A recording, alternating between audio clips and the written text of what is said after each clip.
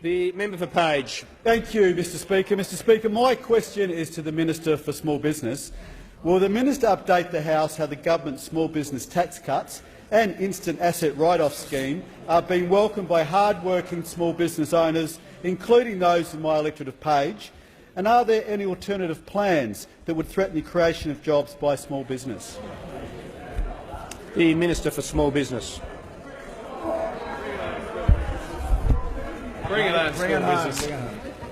Thank you, Mr Speaker, and I thank the member for Page for his question. There are 18,173 small businesses in the member's electorate, and he is working, as every member in this government is, to back those small businesses each and every day, Mr Speaker. I spent the day with the member for Page just last Tuesday. We visited many local small businesses which are getting back on their feet after rising water in the Wilson River and the Leicester caused devastating flooding in Lismore in the aftermath of Cyclone Debbie.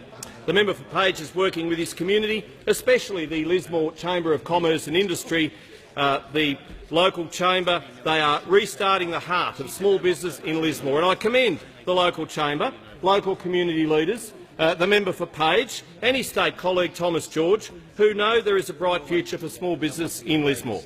Andrew Gordon, who is the Vice Chairman of the Lismore Chamber, knows this government supports small business each and every day. He said every business's major consideration is outgoings, and tax is a big part of that. Any concession that allows us to reinvest, to sell more, to purchase new technologies and the like, and even to put someone else on. That's what Andrew says about our tax cuts. He runs a family-owned real estate firm, and he knows what it's like, Mr Speaker, to take a risk and to be responsible for the wages of local employees. And Andrew also knows what a boost the instant asset write-off extension is, the bill I introduced this morning, and what it does to help small business invest in themselves.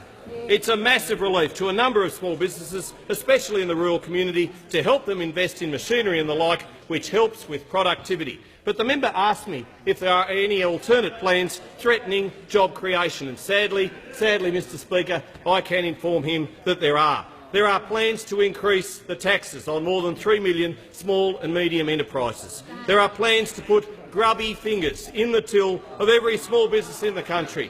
There are plans to cut access to the instant asset write-off.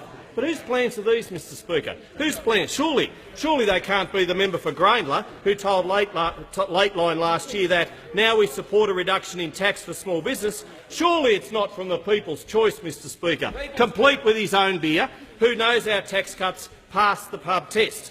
I hear there are plans, Mr Speaker, to name a wine after the opposition leader, Mr Speaker, because, Mr Speaker, that's what the member for Maribyrnong, all he ever does is whine. He whines about lower tax rates. He whines about the instant asset write-off. He whines about the definition of a small business being a $10 million turnover. Mr Speaker, the member for McMahon, he once called tax cuts a Labor thing. The member for Fenner over there, whose academic days were dedicated to calling for tax cuts, and the member for Maribyrnong himself, who stood at this dispatch box once and said he wanted to create jobs. But now they make up the front bench opposite, and they've sold small business out. The message for small business is clear. The Liberals and Nationals Minister's time has all the way. concluded.